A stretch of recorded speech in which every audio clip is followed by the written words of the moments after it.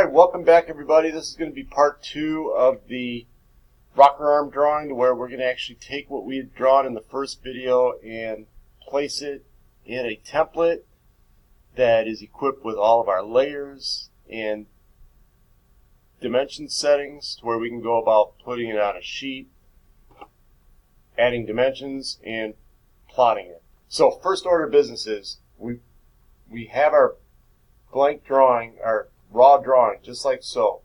What I want you to do is I want you to go to open up that template file that you pulled down from the Google Classroom Part 3, Week 5, assignment.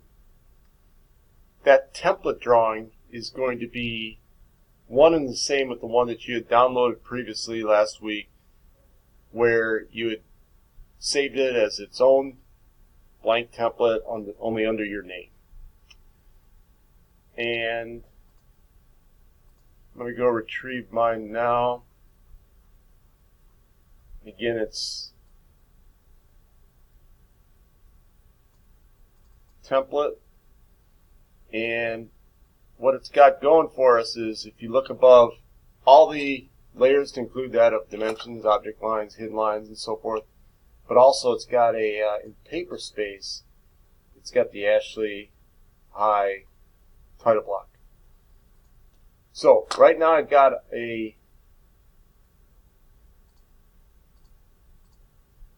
tabs open.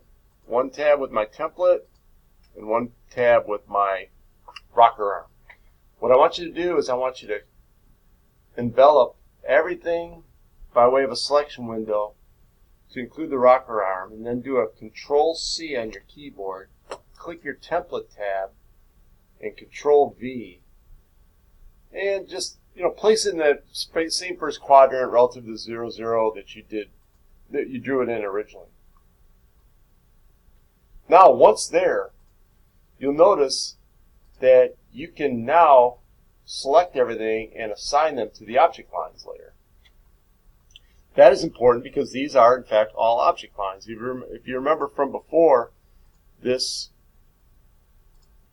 drawing, as it were, the rocker arm that we originally drew from, consisted of object lines to form the rocker arm itself, and then center lines to depict symmetry in the whole axis, as well as dimensions. Let's put these center marks or center lines on the drawing first, and then we'll go about creating the dimensions.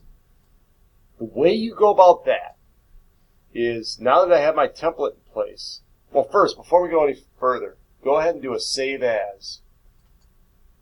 And because you do not want to save this over your template file. You want to do a save as, and you want to name this your rocker arm. Well, let's call it what it is, Part 3 rocker arm, shall we?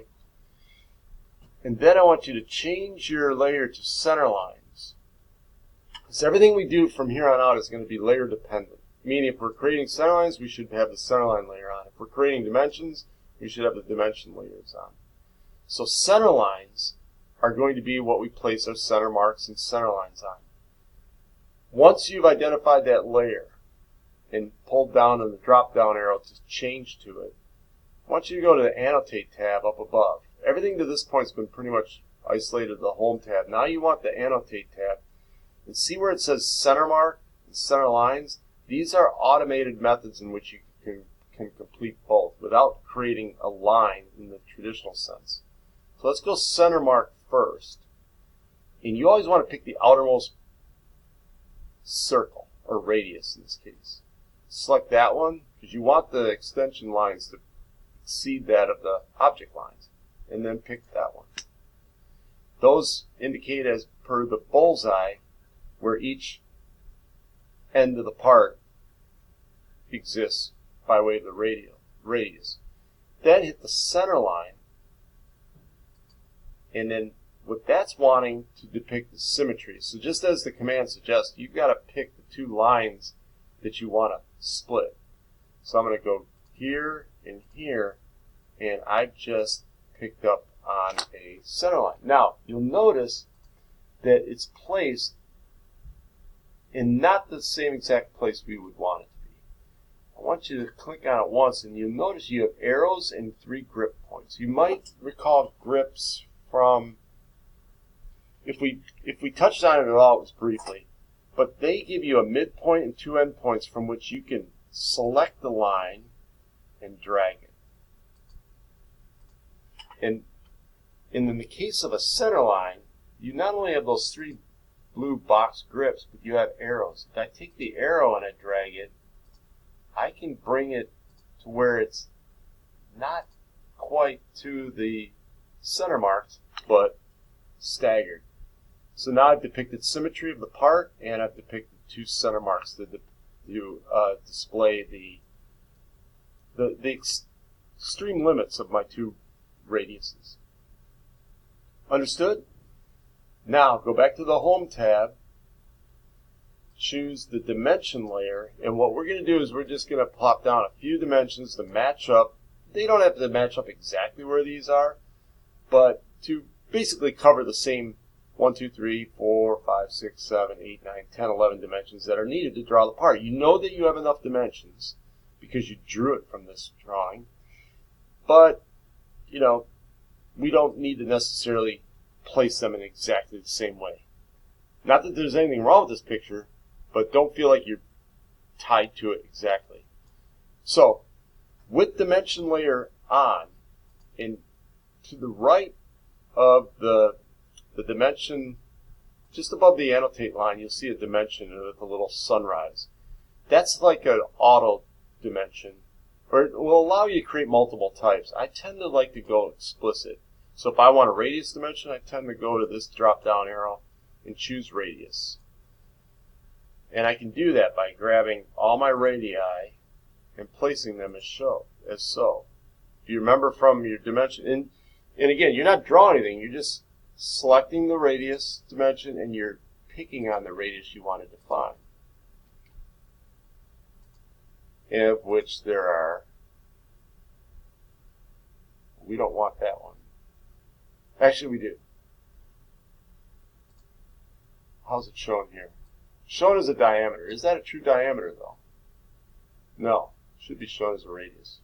We'll show it as a radius.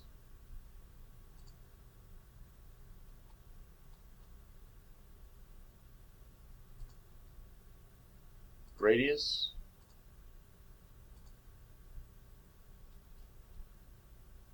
Radius. Radius.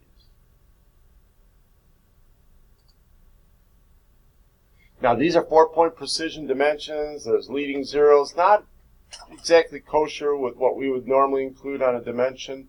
But for the here and the now, for this lesson, let's just leave it alone. We'll get into dimension settings later.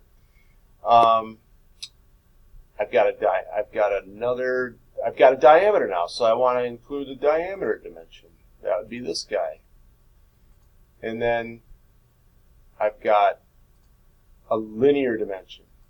So if I'm going linear, I want to grab the center lines because I want, see that extent, that gap between the dimension line and the center line?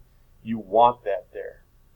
You also don't want your dimension lines to cross. So I might want to stagger this guy as well, like so. That's not bad. So what are we lacking?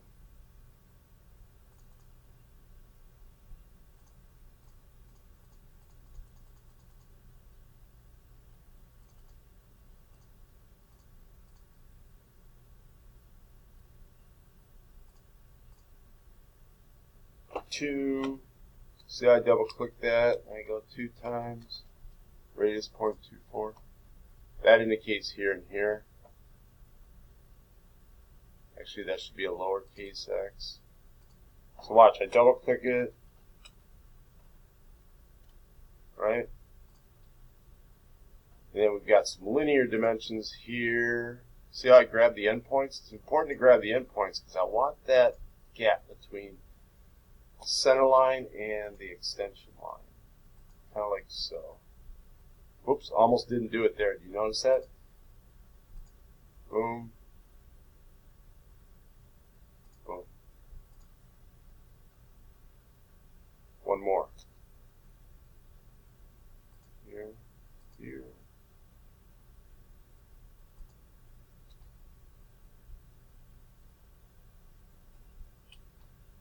It's a little crowded, but we'll live with it.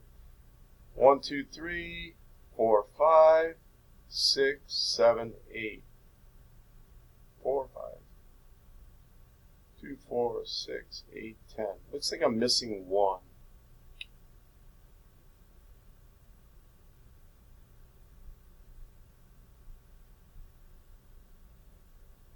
Not sure. Oh, ½ linear between here and here, which basically gives you everything you need. You are good. Now, notice if I click on my paper space tab, I've also got a drawing that's ready to plot.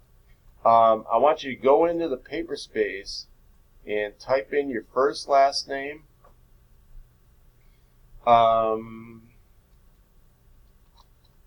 So let's say I'm Mike Smith, and then I want to put in my drawing number. We'll make this A001 because it's our very first drawing. Drawing name, we know this as the rocker arm. Scale has been drawn 1:1, and the date, let's go with today's date, 09. By the way, names should all be caps. Good to go.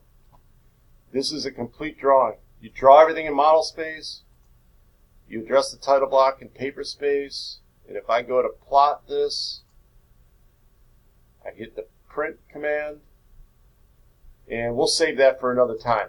For the here and the now, you have now completed the drawing, the rocker arm. Go ahead and save that one last time and turn that in. And thank you for watching. Good job.